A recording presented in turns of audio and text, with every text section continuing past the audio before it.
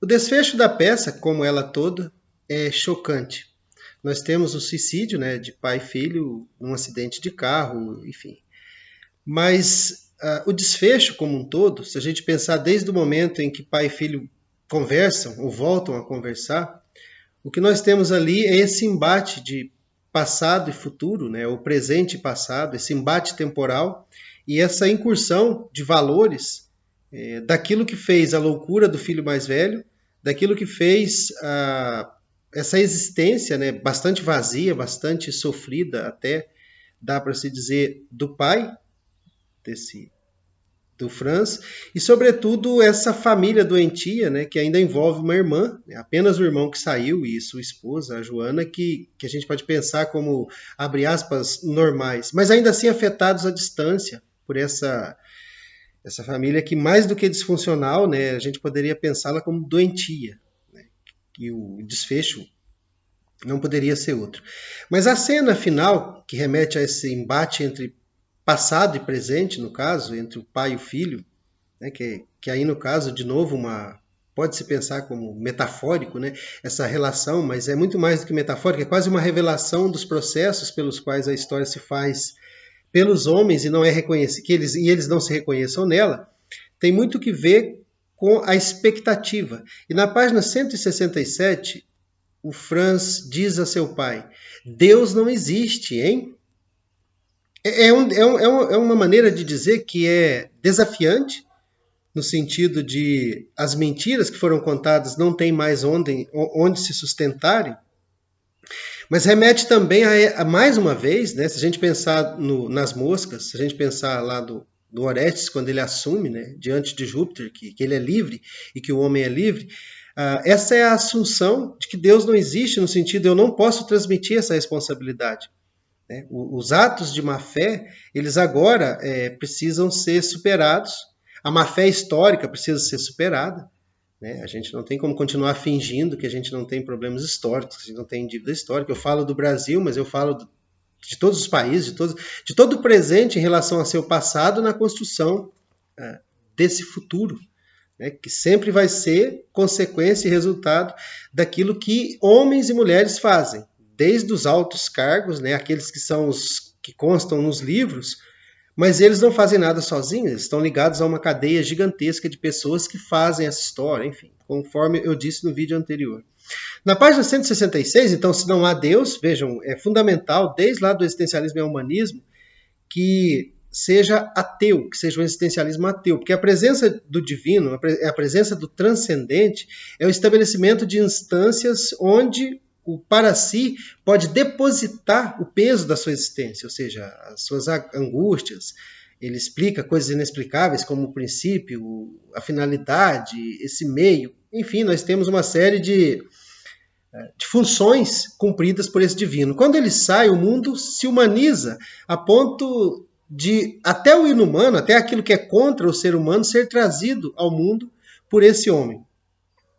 Continuando, Franz diz a seu pai: as ruínas justificavam-me, né? A Alemanha destruída logo depois que eles perderam a guerra. Gostava das nossas casas saqueadas, das nossas crianças mutiladas. Pretendi que me fechava para não assistir à agonia da Alemanha. É falso. Desejei a morte do meu país e sequestrava-me para não ser testemunha de sua ressurreição. Julgue-me agora.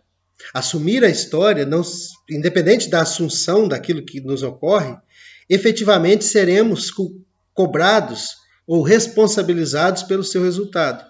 Então, o fato dele ter se escondido não adiantou em nada, né? É quase que uma confissão, né, de culpa quando ele assume, ou pelo menos aceita, que aquilo que fora feito com a Alemanha justificava, mas justificava naquele momento. O movimento histórico, ele é devastador, ele vem destruindo todas essas certezas. E é sempre da situação, mais uma vez, que o futuro pode ser pensado. Né? Quando o Franz diz, na página 165, por isso estou fazendo um percurso meio de trás para frente, mas quando ele diz, sou outro Hitler, sou o próprio Hitler, é o momento de assunção, aí não mais um ato de má fé, como se fosse possível escapar desse julgamento histórico, ou como se o julgamento pudesse absolver, né, alguém. Né? Não há inocentes no fim da história. Né? Não deverá haver inocentes no fim da história. Quando ele assume, na página 165, eu sou o próprio Hitler, eu sou o outro Hitler, sou o próprio Hitler, como isso está presente num outro texto, chama As Luvas, né, as Mãos Sujas, em inglês, que foi traduzido por luvas. Né? Mas, enfim, uma outra peça de teatro em que Sartre fala de novo desse mesmo princípio, dessa responsabilidade.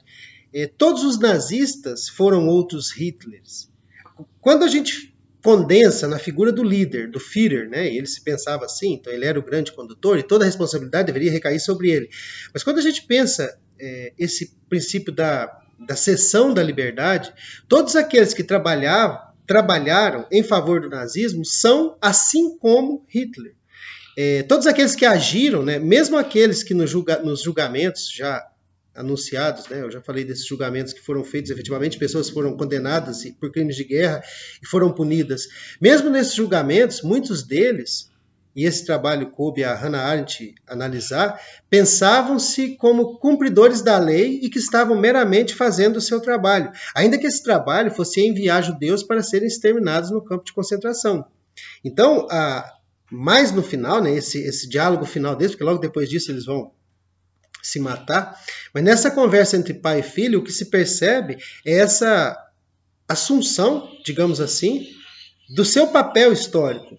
Mesmo aquele soldado que ele era também um Hitler, aquele que, embora não concordando, mas para salvar a própria pele, cometeu barbaridades, como atirar em crianças, ou mesmo o processo de extermínio. Inclusive, a SS pensava nisso como prova de fidelidade, né? Propor coisas absurdas e que essas pessoas cegamente obedeciam. Né? Então, coisas que seriam cruéis, né, para qualquer circunstância, e ainda assim esses soldados fizeram. Então, ser um outro Hitler, ou ser o próprio Hitler, remete exatamente a esse momento de assunção de que a história, e ele só pode ser individual.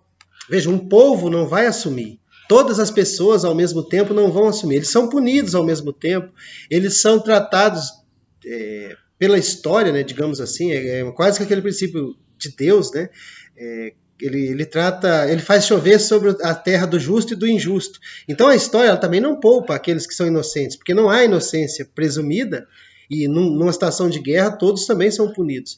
Mas ainda assim, essa assunção ela é libertadora. Hitler não teria feito o que ele fez sozinho.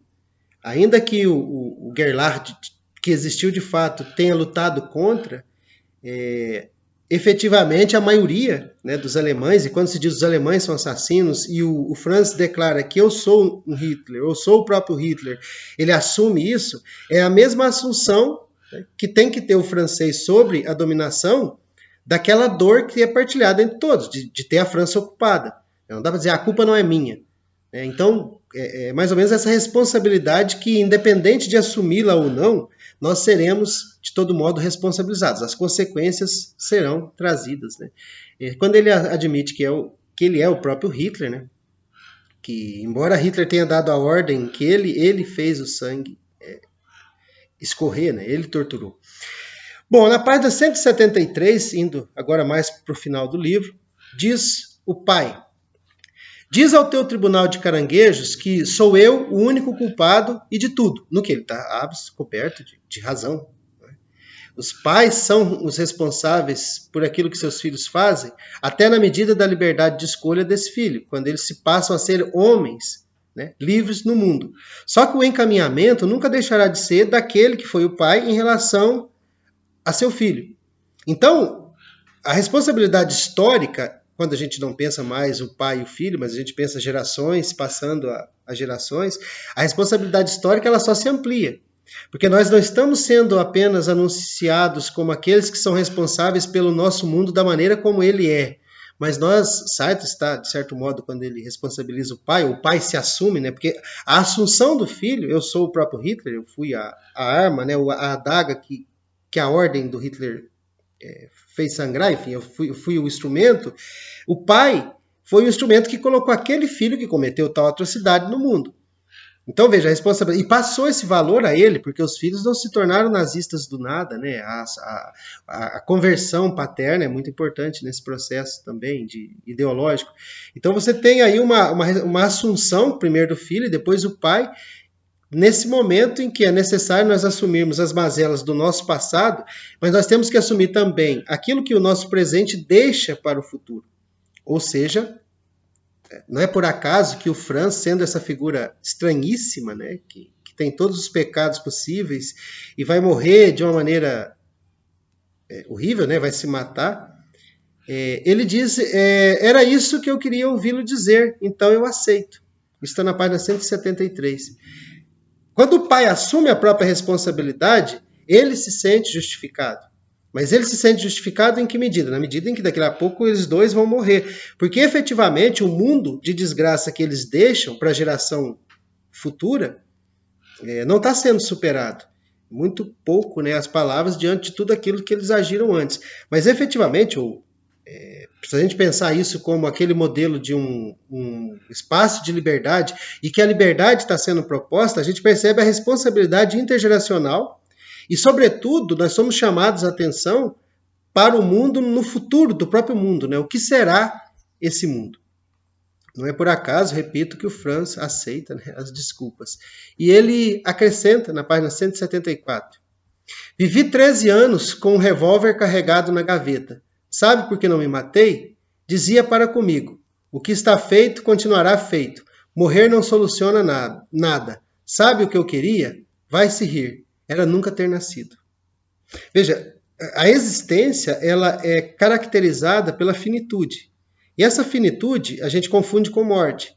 Então ele pensa, a princípio, que o fato dele não morrer como resultado de punição daquilo que ele fez de errado seria um bom ganho.